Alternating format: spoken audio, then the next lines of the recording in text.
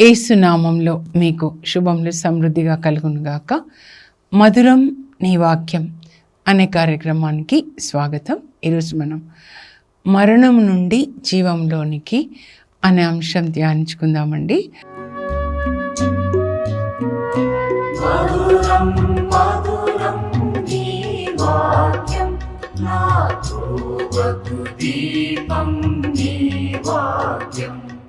వాక్య భాగం ఏంటి అని అంటే ఈరోజు యోహాను సువార్త 11వ అధ్యాయము. ఇక్కడ యేసు ప్రభు లాజరుని మరణించిన లాజరుని జీవంతో లేపుతారండి. అలాగే ఎజెకియేలు 37లో ఎండిన ఎముకలకి ప్రవచనం చెప్పి వాళ్ళకి జీవాన్ని ఇస్తాను, నేను మిమ్మల్ని లేపుతాను, మీ సమాధులని తెరిచి అని ఉంటుంది. అలాగే రోమా 8వ అధ్యాయంలో 8 నుంచి 11 వరకు అండి. ఇవన్నీ మనం ధ్యానించుకుంటే ఒక విషయం మనకి తెల్లమవుతుంది, అర్థమవుతుంది అన్నమాట. ఏంటి అనంటే యేసు ప్రభు ఈ లోకంలోనికి మనల్ని మరణం నుండి జీవంలోనికి నడిపించడానికి వచ్చారు. మరణం అనంటే 2 మరణాలు ఉంటాయండి ప్రతి ఒక్కరికి. ఒకటి, మనలో ఉన్న ఆత్మ శరీరం నుంచి వేరు కావడం, దాన్ని మొదటి మరణం అంటారు. అది అందరికీ ఉంటుంది. దేవుడు ఒక ఆయుష్ను పెడతారు, ఒక 60 సంవత్సరాలు, 80. ఆ 80 సంవత్సరాల ఆయుష్ తర్వాత ఆత్మ శరీరంలోంచి బయటకు వస్తుంది. ఈ మట్టి నుంచి వచ్చిన శరీరం మట్టిలోకి వెళ్ళిపోతుంది. దాన్ని మొదటి మరణం అంటారు. అది అందరికీ ఉంటుందండి. రెండో మరణం ఏంటంటే ఈ ఆత్మ పాపంలో మరణిస్తే నరకానికి వెళ్ళడం అన్నమాట. ధనికుడు అక్కడికే వెళ్తాడు కదండి. దాని నుంచి రక్షించడానికి యేసు ప్రభు ఈ లోకంలోనికి వచ్చారనమాట. ఈ మరణం నుండి రక్షించడానికి. అందుకే ఆయనని లోకరక్షకుడు. ఆయన యేసు అంటేనే ఆయన తన ప్రజలను వారి పాపం నుండి విడిపించును. మనం ధ్యానించుకున్నాం కదండి. యోసేపు గారిని గురించి ధ్యానించుకున్నప్పుడు దేవుడు యోసేపుకి చెప్తారనమాట, నువ్వు మరియ తల్లిని, నువ్వు మరియమ్మని పెళ్లి చేసుకోవాలి, పుట్టబోయే బిడ్డకి యేసు అని పేరు పెట్టాలి. యేసు అనగా ఆయన తన ప్రజలను వారి పాపం నుండి విడిపిస్తాడు. యేసు ప్రభు మనల్ని లోకంలోనికి ఎందుకు ఆయన జన్మించారంటే మనలను పాపం నుంచి రక్షించడానికి అన్నమాట. అది మనం అందుకే 2 విషయాలండి ఈ 40 డేస్లో 46 డేస్ అనుకోండి. ముఖ్యమైనది ఏంటి అంటే అందరం కూడా యేసు ప్రభు కల్వరి శిలువ చెంతకు రావాలి. ఆయన సన్నిధిలో మన పాపాలను ఒప్పుకొని ఆయన రక్తంలో కడుక్కొని ఆయన ఇచ్చే నీతి వస్త్రాన్ని మనం పొందాలి. తప్పిపోయిన కుమారుని ఉపమానం ద్వారా యేసు ప్రభు చెప్తారనమాట. కుమారుడు వచ్చినప్పుడు మురికి బట్టలు తీసేసి ఆయనకి కొత్త బట్టలు తొడిగి, ఉంగరాన్ని తొడిగి, పాదరక్షలు తొడిగి విందు చేస్తారు. ఉంగరం అంటే అధికారం అండి. మనల్ని శుద్ధి చేసి మనకి నీతి వస్త్రాన్ని ఇచ్చి అప్పుడు సువార్త బోధించడానికి అధికారాన్ని ఇచ్చి ఆయన సువార్త బోధించే పాదరక్షలు మనకి తొడుగుతారనమాట. అది ఇప్పుడు జరగాలి. ఒకటి, యేసు ప్రభు శిలువ మరణం ద్వారా మనకి పాప క్షమాపణ. అది అందుకే యేసు ప్రభు శిలువలో వేలాడుతూ తండ్రిని ప్రార్థిస్తాడు, తండ్రి వీరేమి చేయుచున్నారో వీరెరుగరు కనుక వీరిని క్షమించండి. అక్కడ ఉన్న రోమా సైనికులు, ప్రధాన అర్చకులు, ఇంకా పరిసయ్యులు మాత్రమే కాదండి, మనందరి కొరకు ఆదాము అవ్వ దగ్గర నుంచి ఆయన 2వ రాకడ వరకు ఎవరెవరు విశ్వసిస్తారో యేసు ప్రభు దేవుని కుమారుడు, లోకరక్షకుడు, నా రక్షకుడు, నా పాపముల కొరకు ఆయన శిలువలో మరణించాడు, ఆయన రక్తము నన్ను ప్రతి పాపం నుంచి కడిగేస్తుంది, ఆయన రక్తంలో నాకు విమోచన, పాపం నుంచి నాకు విడుదల, నాకు నీతి వస్త్రాన్ని నాకు ప్రభు ఇస్తారు. ఆ క్షమాపణ మనం పొందాలండి. అందుకే గుడ్ ఫ్రైడే అన్నమాట. మాండీ థర్స్డే అని ఎందుకన్నారు? యేసు ప్రభు కాళ్ళు కడుగుతారు కదా శిష్యుల కాళ్ళు. అంటే యోహాను 13 నుంచి 17 వరకు కడరా భోజన సమయం, మేడపై గదంటే పరలోక అనుభవం అన్నమాట. కాళ్ళు కడిగిన తర్వాత 13లో ఇంకా యూదా ఇస్కారియోతు వెళ్ళిపోతాడు. సాతాను ఆయనలో ప్రవేశిస్తాడు. ఇంకా యేసు ప్రభు వాళ్ళకి నూతన ఆజ్ఞ ఇస్తారు. యోహాను 13:34-35. నేను మీకు ఒక నూతన ఆజ్ఞ ఇస్తున్నా, నేను మిమ్మల్ని ప్రేమించినట్లు మీరు ఒకరినొకరు ప్రేమించుకోనండి. మీరు అలా ప్రేమించుకుంటే నా శిష్యులను లోకం తెలుసుకుంటుంది. అంటే నూతన ఆజ్ఞ ఇచ్చిన గురువారం. నూతన ఆజ్ఞ లాటిన్ భాషలో నోవం మాందాతుం అంటారు. నోవం అంటే న్యూ, మాందాతుం కమాండ్మెంట్, న్యూ కమాండ్మెంట్ ఇచ్చినటువంటి గురువారం అందుకండి అన్నాను. ఇంకా తర్వాత ఇంకొక ప్రశ్న వేశారు, ఎందుకు గుడ్ ఫ్రైడే అంటారు? ఎందుకు గుడ్ ఫ్రైడే అన్నారు? జీసస్ సిలువలో మరణిస్తున్నారు కదా, ఎంత సాడ్ ఫ్రైడే అనాలి. అప్పుడు నేను చెప్పానన్నమాట, ఏంటి అంటే ముందు దీన్ని గుడ్ ఫ్రైడే అనలేదండి, గాడ్స్ ఫ్రైడే అన్నారు. దేవుడు మనందరి కొరకు సిలువలో మరణించిన ఆ శుక్రవారం అన్నమాట. మెల్లమెల్లగా దాన్ని గుడ్ ఫ్రైడే అని పిలవడం ప్రారంభించారు. ఎందుకు గుడ్ ఫ్రైడే? తెలుగులో పరిశుద్ధ శుక్రవారం బాగుంటుంది. ఏంటి అంటే యేసు ప్రభు లోక పాపములను మోసుకొని పోవు దేవుని గొర్రెపిల్ల, లోకంలో అందరి పాపాలు తన మీద వేసుకొని ఆయన పాపమై మరణించి మనందరినీ ఆయన పరిశుద్ధపరిచాడనమాట. తన రక్తంలో మనల్ని పరిశుద్ధపరిచారు, తన వాక్యంలో మనల్ని పరిశుద్ధపరిచారు. కనుక అది పరిశుద్ధ శుక్రవారం అన్నమాట. 2 కొరింథీ 5:21 అక్కడ పౌలు రాస్తాడనమాట, యేసు ప్రభు పరిశుద్ధుడు, ఏ పాపం ఎరుగని పావనామూర్తి. మనందరి పాపాలు ఏ పాపం ఎరుగని ఆ పావనామూర్తి మీద వేసి పరలోక తండ్రి ఆయన యొక్క నీతిని మనకిచ్చి మనము దేవుని నీతిగా మార్చాడనమాట. యేసు ప్రభు శిలువ మరణం ద్వారా మనల్ని నీతిమంతులను చేసి దేవుడు నీతిమంతుడైన దేవునికి పిల్లలుగా దేవునితో సమాధానపరిచాడు. కొలోసి 1:20 ఉంటుందని. ఇది మనం గ్రహించాలి. ఆ ఒక్కరోజు కాదండి, ఈ 40 రోజుల్లో మనందరం కూడా ప్రతిరోజు ఒక్కొక్క పాపాన్ని మనం ఒప్పుకుంటూ దాన్ని విడిచిపెడుతూ ఉండాలన్నమాట. దేవుని సన్నిధిలో ఒప్పుకోవాలి. మరి పునరుత్థానం ఏంటి? ఈరోజు యోహాన్ 11:25 యేసుప్రభు అంటారు మార్తమ్మతో అన్నమాట, నేనే పునరుత్థానమును జీవమును, నన్ను విశ్వసించువాడు మరణించినను జీవించును, జీవముండగా నన్ను విశ్వసించువాడు ఎన్నటికి మరణమును చవి చూడడు. ఈ 3 మాటలు మనం ధ్యానించాలండి. నేనే పునరుత్థానం అంటే యేసు ప్రభు పునరుత్థానము ఏంటి అని అంటే మనందరి పునరుత్థానానికి గ్యారంటీ కార్డ్ అండి. ఇది మీరు రాసుకోనండి. యేసు ప్రభు పునరుత్థానము మన పునరుత్థానానికి గ్యారంటీ కార్డ్. మనం ఏదన్నా కొంటే గోల్డ్ కానీ వస్తువులు వాళ్ళు గ్యారంటీ కార్డు ఇస్తారు కదా, అలాగే మన పునరుత్థానానికి గ్యారంటీ కార్డ్ యేసు ప్రభు యొక్క పునరుత్థానం. ఆయన రిజరెక్షన్ మన రిజరెక్షన్కి గ్యారంటీ కార్డ్. దేవుడు ఏ ఆత్మశక్తితో యేసు ప్రభుని మరణం నుండి లేవనెత్తాడో ఆ ఆత్మ మీలో ఉంటే మిమ్మల్ని కూడా ఆయన లేవనెత్తుతాడు. రోమా 8:11 అన్నమాట. అందుకే రోమా 8:8-11 వరకు చదవాలండి.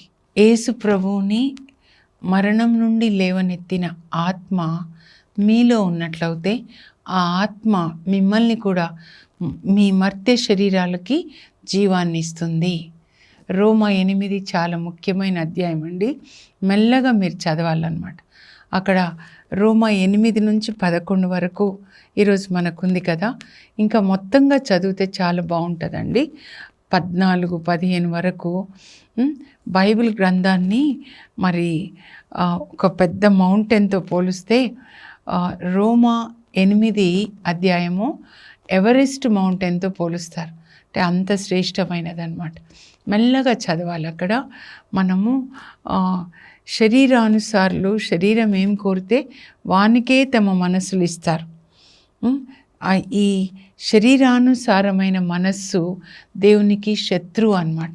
అన్ని లోక ఆశలు, ఏం తినాలి, ఏం త్రాగాలి అలాంటి. కానీ క్రీస్తు ఆత్మ మీలో ఉన్నట్లయితే మీరు శరీరానికి మరణిస్తారు. ఈ ఆత్మ, పరిశుద్ధాత్మ మనలో ఉన్న ఈ శరీర వాంఛలన్నిటినీ నశింపజేస్తాడనమాట. యాక్చువల్గా ఒక్కొక్కటి ఒక్కొక్క పాములాగా మీరు తీసుకుంటే తిండిపోతు దయ్యం, లేకపోతే త్రాగుబోతు దయ్యం, విందులు, వినోదాలు, ఇవన్నిటినీ కూడా పరిశుద్ధాత్మ ఏం చేస్తారంటే చంపేస్తారనమాట. అగ్నిలో కాల్చేస్తారు. ఎట్లా పాములు కాల్చేస్తాడు కదండి పౌలు అక్కడ మాల్టా ద్వీపానికి వెళ్ళినప్పుడు ఆ కట్టె పుల్లల్లోంచి పాము వస్తే చేతులకు చుట్టుకుంటే ఇట్లా వేసేస్తాడనమాట.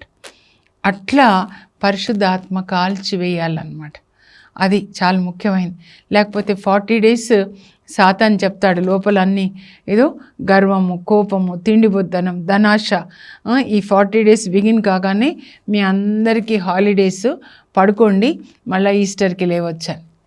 అవి పాములు బుట్టలో పెడతారు, పాముల వాళ్ళు కదండి, చిన్నప్పుడు ఆటలు ఆడిస్తూ వచ్చేవాళ్ళు ఊర్లకి. బుట్టలో పెట్టి మళ్ళీ బయటికి వస్తుంది కదా, కానీ దాన్ని చంపాలన్నమాట. అది ఎవరి ద్వారా జరుగుతుందంటే పరిశుద్ధాత్మ దేవుని యొక్క వాక్యం అనే ఖడ్గం తీసుకొని చంపేస్తాడు. అందుకే మీరు బైబిల్ చదవాలండి. బైబిల్ని ప్రక్కన పెట్టి మీకు రక్షణ రాదు. యేసు ప్రభుని ముందు బైబిల్లో చూడాలి, తర్వాత కల్వరిశిలో చెంత, అప్పుడే పరలోకానికి వెళ్తారనమాట. వాక్యాన్ని చదవాలి, ధ్యానించాలి. ఈ 46 days నేను చాలాసార్లు చెప్తున్నాను. మీరు మోషే దేవుని సన్నిధిలో ఎట్లా గడిపాడు 46 days, దేవుడు చెప్పేదంతా విన్నాడు, రాశాడు. ఆయన క్రిందికి వచ్చి ప్రజలకి బోధించాడు. ఆయన కూడా పాటిస్తాడండి, పాటిస్తాడు, బోధిస్తాడు. అందుకే ప్రకటన గ్రంథం చివరి గ్రంథం అన్నమాట. మీరు చదవండి 1వ అధ్యాయంలో 3వ వచనంలో, ఈ గ్రంథమును పఠించువారు ధన్యులు, ఆశీర్వాదాలు పఠించే వాళ్ళకి, ఇందులో చెప్పినవి విని పాటించేవాళ్ళు ధన్యులు అని చెప్తున్నారు. కేవలం వినడం కాదండి, విన్న తర్వాత ధ్యానించి పాటించాలన్నమాట. సో అక్కడ 8వ అధ్యాయంలో ఏం చెప్తున్నాడంటే, శరీర వాంఛలు మరణానికి దారితీస్తాయి, అంటే రెండో మరణం, నరకానికి. ఆత్మ సంబంధమైన వాంఛలు జీవానికి దారితీస్తాయి, అంటే పరలోకం. ఇక్కడ జీవం అంటే పరలోకం, మరణం అంటే నరకం అన్నమాట. మరి శరీర వాంఛల మీద వాంఛలున్న ఈ మనస్సు నిండా ఉన్నాయనుకోండి, అప్పుడు అది దేవునికి శత్రువు అవుతుందంట. దేవునికి శత్రువు అయితే శత్రువుతో పోరాడతారు కదండి దేవుడు. కాబట్టి అలా మనం ఉండకూడదు అనమాట. క్రీస్తు ఆత్మ ఎవరి యందు లేదో వాళ్ళు క్రీస్తునకు చెందిన వాళ్ళు కాదు. క్రీస్తు ఆత్మ మనలో, క్రీస్తు ఉండాలన్నమాట. అప్పుడు ఈ ఆత్మ మనలో శరీర క్రియల్ని నశింపచేస్తుంది అని చెప్పి, అదే ఆత్మ, యేసుప్రభుని లేపిన ఆత్మ మనల్ని కూడా లేపుతుంది అని. కనుక మనలో పరిశుద్ధ ఆత్మ ఉండాలండి. ఇప్పుడు మనం యోహాను సువార్త 11వ అధ్యాయానికి వద్దాము. మొత్తం డీటెయిల్డ్గా నేను ఇప్పుడు చెప్పడం లేదండి, టైం చాలా కొద్దిగా ఉంది మాకు. అయితే ఇది లాజరు మరణించిన సమయం అండి. మళ్ళీ వాళ్ళ సిస్టర్స్ ఇద్దరు కూడా, మార్తమ్మ, మరియమ్మ, ఆయనకి బాగాలేనప్పుడే చెప్పి పంపిస్తారు, యేసు ప్రభు ఇక్కడ ఉంటాడు గలిలియాలో, వీళ్ళు దక్షిణ యూదా అంటే ఇక్కడ బెతానియాలో ఉన్నారనమాట. బాగాలేదు లాజర్కి, అనారోగ్యంతో ఉన్నాడని చెప్తే యేసు ప్రభు దేవుని చిత్త ప్రకారం అక్కడ పనులన్నీ చేస్తున్నాడు. చివరికి శిష్యులతో కలిసి ఇక్కడ వస్తాడు. వచ్చినప్పుడు అప్పటికే లాజర్ మరణించి సమాధి చేసి 4 రోజులైందనమాట. సో మార్తమ్మ పరిగెత్తుకుంటా వెళ్ళి చెప్తుంది, ప్రభా మీరు ఇక్కడ ఉండినట్లయితే నా సోదరుడు మరణించి ఉండడు వాడు కాదు అని. అయినా కూడా ఇప్పుడు మీరు ఏది అడిగినా కూడా దేవుడు మీరు అడిగింది చేస్తారు. అప్పుడు యేసు ప్రభు ఏమంటారు, మెల్లగా మెల్లగా చదువుదాం. మార్తమ్మ, నీ సహోదరుడు మరలా లేచును. అప్పుడు ఆమె అంటుంది, అవును ప్రభా, పునరుత్థాన సమయంలో లేస్తాడు. కానీ ప్రభు అంటున్నారు, నేనే పునరుత్థానం, నేను ఎక్కడుంటే నేనే పునరుత్థానం, నేనే జీవం. అంటే పరలోకానికి మిమ్మల్ని లేపి పరలోకానికి తీసుకెళ్ళి అక్కడ జీవంతో ఉండేలాగా చేసేది నేనే అని చెప్తారనమాట. అని చెప్పి, నన్ను విశ్వసించువాడు మరణించినను జీవించును. అంటే మరణించడం అంటే శరీరం మట్టిలోకి పోయినా కూడా యేసు ప్రభుని విశ్వసించినప్పుడు పరలోకానికి వెళ్తాం. జీవం ఉండగా నన్ను విశ్వసించువాడు, 3వ మాట. అంటే ఈ శరీరంలో జీవం ఉండగా, ఆత్మ ఈ శరీరంలో ఉన్నప్పుడు విశ్వసించువాడు మరణించినా కూడా జీవిస్తాడు, అంటే పరలోకానికి వెళ్తాడనమాట. ఆయన ఈ శరీరంలో ఆత్మ ఉన్నప్పుడు మనం విశ్వసించాలి. విశ్వాసము అంటే దేవుని వాక్యాన్ని విధేయించడం అండి. యేసు ప్రభు మనకేం బోధించారు? మత్తయి సువార్త అష్టభాగ్యాలు 5, 6, 7 కానీ ఇంకా అంతా కూడా దేవుణ్ణి విధేయించడం, వాళ్ళకి మరణం ఉండదు అని చెప్తున్నారనమాట. ఇంకా ఆమె కూడా ఒప్పుకుంటుంది, ప్రభువా మీరు దేవుని నుంచి వచ్చినటువంటి మెస్సయ్యాన్ని నేను నమ్ముతున్నానని. ఇంకా యేసు ప్రభు సమాధి దగ్గరికి వస్తారు, రాతిని తొలగించండి అంటారు. ఆ తర్వాత ఇంకా లాజరు వెలుపలికి రమ్ము అనగానే మరణించిన లాజరు బయటికి వచ్చేస్తాడు. వచ్చినప్పుడు ఎలా ఉంటాడు? ఆయన శరీరాన్ని కట్లు కడతారు, చేతులు కాళ్ళకి కట్లు, అంత ప్రేత వస్త్రంతో కట్టబడి ఉంటాడనమాట. కట్లు విప్పి అతనిని పోనివ్వండి. ఇక్కడ మనం ధ్యానించుకుందామండి. యేసు ప్రభు ఈ లోకంలోనికి వచ్చింది శరీరంలో మరణించిన వాళ్ళని లేపడానికి కాదు, అంత ఆత్మ సంబంధమైనవి ఆయన బోధించడానికి అన్నమాట. అయితే ఆత్మలో మరణించిన వాళ్ళని లేపడానికి నేను వచ్చాను అని ప్రభు చెప్తున్నారనమాట. కట్లు కట్టి ఉన్నాయంట ఆయనకి, లాజర్కి కట్లు కట్టి ఉన్నాయి, సమాధిలో ఉంచాడు. ఇప్పుడు మనం ఇక్కడి నుంచి ఎజెకియెల్ 37కి వెళ్దామండి. అక్కడ బాబిలోనియాలో ఎజెకియెల్ ప్రవాసంలో ఉంటాడండి. ఆయన యాజకుడుగా ఉంటాడు ప్రవాసులకి. అయితే దేవుడు ఆయనని ఆత్మతో నింపి ఆయనని ఒక లోయలోనికి తీసుకెళ్తారు. లోయ అనగానే నాకు ఒక్కటే గుర్తొస్తుందండి, సంసోను న్యాయాధిపతులు 16లో 4 వచనంలో సంసోను సోరేకు లోయలో ఉన్న డెలీలా దగ్గరికి వెళ్తున్నాడు. లోయ రహస్య పాపములకు గుర్తు అన్నమాట. అక్కడికి వెళ్తున్నాడు. ఆయన పని అయిపోతుంది, గుండు చేయించి కళ్ళు పీకించి ఇనుప గానుగా తిప్పిస్తారు వాళ్ళు. చాలా జాగ్రత్త అదనమాట. అయితే ఇక్కడ ఈ లోయలో ఏమున్నాయంటే ఎముకలు ఉన్నాయండి. ఇక్కడికి వచ్చేద్దాం. ఎజెకియెల్ 37 మెల్లగా చదువుకోవాలి. ఆయనను అక్కడికి తీసుకెళ్ళి ఆ లోయ నిండా ఎండిన ఎముకలు అన్నమాట. అప్పుడు అడుగుతున్నారు, దేవుడే ఆయనను అడుగుతున్నారు, ఇదిగో ఈ ఎముకలు మళ్ళీ జీవిస్తాయా అంటే, ఎజెకియెల్ అంటే నాకేం తెలుసు ప్రభా, మీకే తెలుసు, మీరే కదా, నీవు ఈ ఎముకలకి ప్రవచనాన్ని చెప్పు, ఆ ఎముకలలోనికి నేను నా ఊపిరిని ఊది అవి జీవించేలాగా చేస్తాను, నా ఊపిరిని ఊదుతాను అనగానే ఆదాంని మట్టితో చేసిన తర్వాత దేవుడు తన శ్వాసను ఊదినప్పుడు ఆయనకి జీవం వచ్చింది. అది మట్టి, ఆదాం అంటేనే మట్టి హీబ్రూ భాషలో. ఇక్కడ ఎముకలు అంటే ఆత్మలు ఎలా ఉన్నాయి అంటే చచ్చిపోయిన ఎముకల్లాగా ఉన్నాయి. శరీరంలో జీవం ఉంది కానీ ఆత్మలు ఎట్లా ఉన్నాయంటే ఎముకల్లాగా ఉన్నాయి. ఊపిరి, అప్పుడు ఊపిరిని వాళ్ళలోనికి ఊదు, ప్రవచించు, ఈ ఎముకల్లోనికి ఊపిరి వచ్చునుగాక, జీవం వచ్చునుగాక. అప్పుడు నాకు ఒక మాట జ్ఞాపకం చేశారండి ప్రభు. 33వ కీర్తన 6వ వచనంలో అక్కడ ఏమని రాబడి ఉందంటే, దేవుడు తన నోటి ఊపిరి చేత ఈ విశ్వాన్ని సృజించారు. నోటి ఊపిరి, నోట్లో నుంచి ఒక మాట వస్తుంటే ఆ మాటతో పాటు ఊపిరి కూడా వస్తుంది కదండి. ఊపిరి లేకుండా మనం మాట్లాడలేం కదా. ఆ ఊపిరి అన్నమాట మాటలు. నా మాటలు పలుకు, ఇదో వాళ్ళలోనికి నేను నా జీవాన్ని పంపిస్తాను. మీరు గ్రహించాలి. ఎందుకంటే ప్రభు నాకు చెప్పారు, ఈ మాటను చెప్పమ్మా గట్టిగా. యేసు ప్రభు మాటల్లో జీవం ఉంది. శరీరం నిష్ప్రయోజనం, జీవంనిచ్చినది ఆత్మయే. నేను మీతో చెప్పిన మాటలు ఆత్మయు జీవంనై ఉన్నాయి. దేవుని యొక్క మాటలు మనకి జీవాన్ని ఇస్తాయి. లాజరు వెలుపలికి రా, జీవం వచ్చిందా ఆయనకి? ఆదాంలోనికి శ్వాస ఊదినప్పుడు జీవం వచ్చిందా?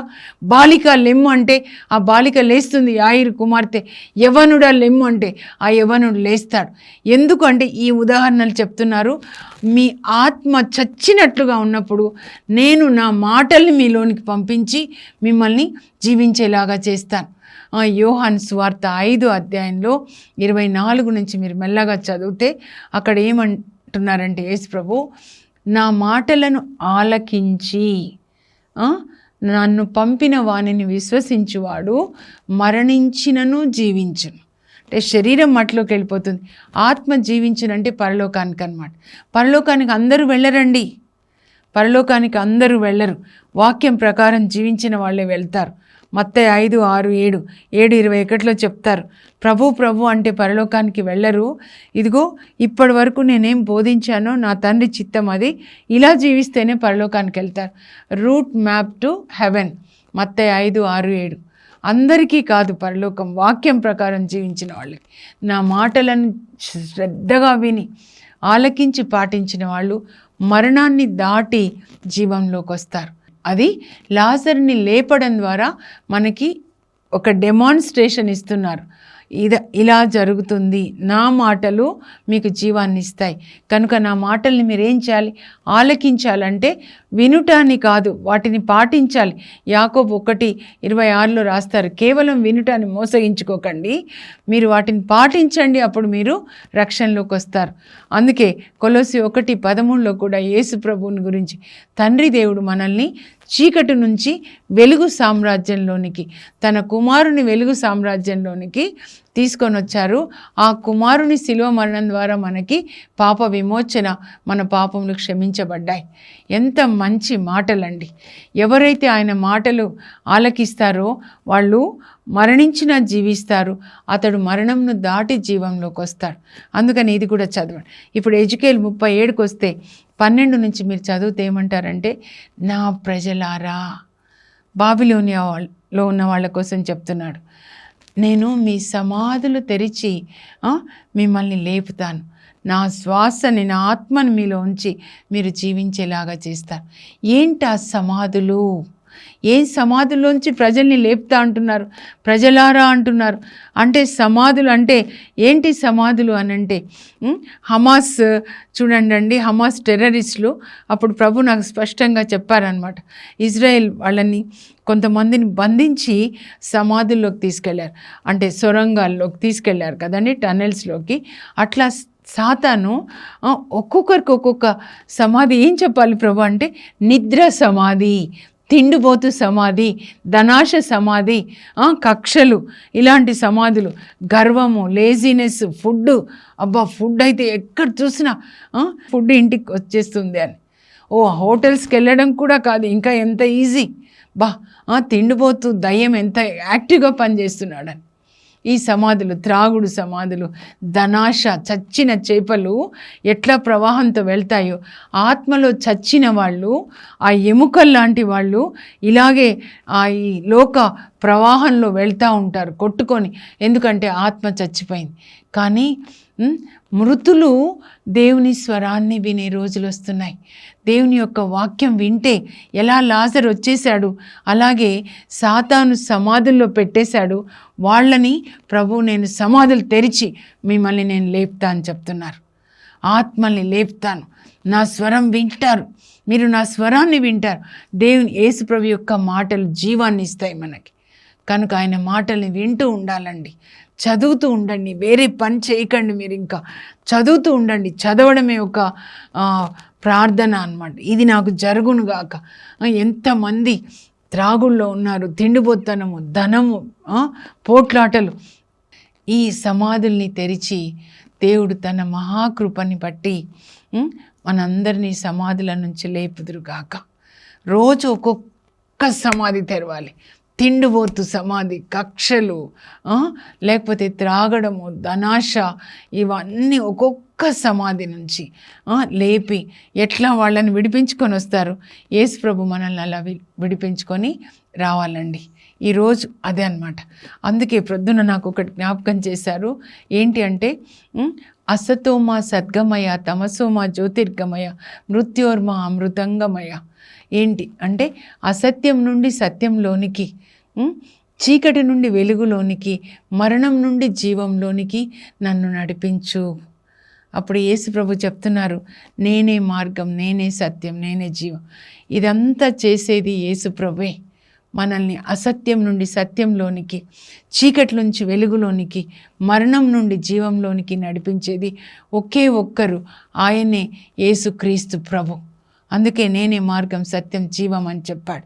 సో ఈ మూడింటికి మనం ఉపవాసం, అసత్యానికి ఉపవాసం, సత్యం మాట్లాడాలి. మీరు అన్నం తింటున్నారా లేదా, ఇది తీసారా కాదు. సత్యం మాట్లాడండి, సత్యం జీవించండి. సత్యమే వజయతే. ఆ తర్వాత చీకటి నుండి వెలుగులోనికి కదా, తమసోమ జ్యోతిర్గమయ. చీకటి పనులన్నీ మానేసేయండి. రహస్యమైన పాపాలన్నీ వాటికి ఉపవాసం ఉండండి. ఆ తర్వాత మరణకరమైన పాపాలు అన్నిటికీ కూడా ఉపవాసం. ముగించే ముందు నేను చదువుతానండి, దయచేసి మీరు రాసుకొని. ఈ మూడింటికి మనం ఉపవాసం ఉండి మనం అసత్యం నుండి సత్యంలోనికి, చీకటి పనుల నుంచి వెలుగు, యేసుప్రభులాగా వెలుగు పనులు, నీతి పనులు మనం చేయాలి. ఆ తర్వాత మరణం నుండి జీవంలోనికి మనం రావాలి. అసతోమ సద్గమయ, తమసోమ జ్యోతిర్గమయ, మృత్యోర్మ అమృతంగమయ. అసత్యము నుండి సత్యములోనికి, చీకటి నుండి వెలుగులోనికి, మరణం నుండి జీవంలోనికి నన్ను నడిపించు.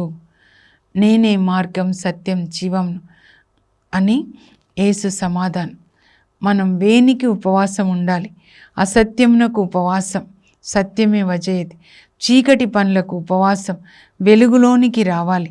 మరణకరమైన పాపమునకు ఉపవాసం, ఇక పాపము చేయకూడదు. ప్రార్థన చేసుకుందామండి. మనం ఈ విధంగా జీవించి ఈ మరణకరమైన పాపం నుంచి వెలుగులోనికి రావాలి. యేసుప్రభు వాక్యాలు, యేసుప్రభు రక్తము మనం ఆత్మలో మరణించి ఉన్నప్పుడు మనకి జీవాన్ని ఇస్తాయి. అది లాజరుని మరణం నుంచి లేపడం ద్వారా ప్రభు మనకి బోధిస్తున్నారు. పరలోకపు మా తండ్రి, మీ పరిశుద్ధ నామమునకు స్తోత్రం కలుగును గాక. యేసయ్య, మీ యొక్క శిలువ మరణం ద్వారా మాకు పాప క్షమాపణ, మీ పునరుత్థానం ద్వారా మాకు పునరుత్థానం కనుక మేము ప్రభా అబద్ధాల జీవితానికి మరణించాలి ప్రభా నాయన. అలాగే చీకటి పనులకి మేము మరణించాలి. మరణకరమైన పాపములకు మేము మరణించి సత్యంలోనికి మమ్మల్ని నడిపించండి. నీతి మార్గంలోనికి మమ్మల్ని నడిపించండి ప్రభా. అలాగే జీవంలోనికి మమ్మల్ని నడిపించండి యేసయ్య. నీ పరిశుద్ధ నామంలో అడుగుచున్నాం తండ్రి, ఆమేన్. యేసు ప్రభు మనందరినీ కూడా అసత్యం నుండి సత్యంలోనికి, చీకటి నుండి వెలుగులోనికి, మరణం నుండి జీవంలోనికి నడిపించునుగాక. God bless you. Have a blessed day.